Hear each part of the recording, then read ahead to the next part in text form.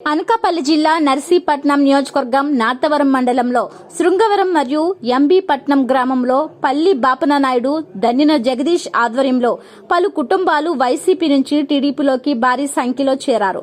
MB పట్నం పంచాయతీలో ఈరోజు పల్లి బాపన్న నాయుడు ఆధ్వర్యంలో మీటింగ్ జరిగింది.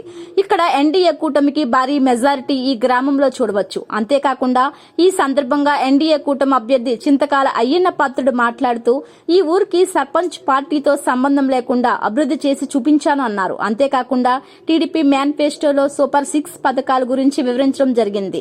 ఈ కార్యక్రమంలో కరక సత్యనారాయణ, పల్లె బాపన్న దొర, పల్లి చరణ్, సత్యబాబు, ఏపీపురం సర్పంచ్ మరి కార్యకర్తలు పాల్గొన్నారు. వీళ్ళందరూ కూడా తెలుగుదేశం పార్టీలో జాయిన్ అయ్యి నన్ను సీఎం రమేష్ గారిని చంద్రబాబు నాయుడు గారిని ఆశీర్వదించడానికి వచ్చారు. వాళ్ళందరికీ కూడా మనస్ఫూర్తిగా నమస్కారం తెలియజేస్తాను. సత్యనారాయణ మాయ ఉన్నప్పుడు కూడా నాకు ఎప్పుడూ ఎగిరిస్తే అతను అందరికి తెలిసిన విషయమే.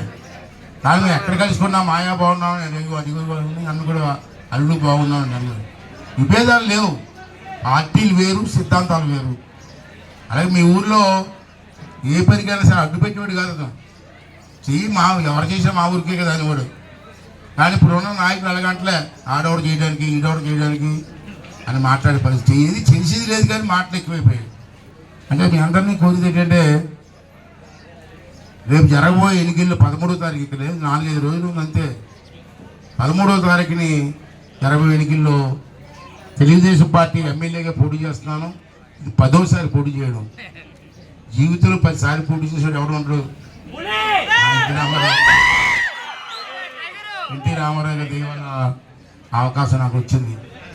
అంటే 10వసారి కూడా మీకు గెలిపించి మీకు సేవ చేసే అవకాశం కల్పించమని చెప్పి ఈ సందర్భంలో మీ అందరికీ కోరుకుంటున్నాను. అలాగే సీఎం రమేష్ గారు ఎంపీగా పోటీ చేస్తున్నారు.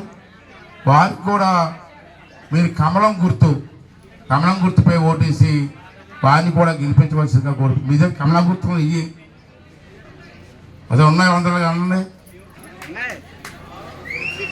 ఇది కమలం గుర్తు. ఇది గుర్తుపైన సీఎం రమేష్ గారికి ఓటేసి, అలాగే ఇది సైకిల్ గుర్తు. అందుకే అలవాటే మీకు కొత్తగా చెప్పాల్సిన సైకిల్ గుర్తు. రెండూ కూడా వేసి ఇద్దరిని గెలిపిస్తే సీఎం రమేష్ కూడా పెద్ద మంచి అయినా 2 సార్లు రాజ్యసభ గెలిచాడు. ప్రధానమంత్రి దగ్గరికి డైరెక్ట్గా వెళ్ళి నాకు ఇది కావాలని అడిగి సత్తా ఉంది.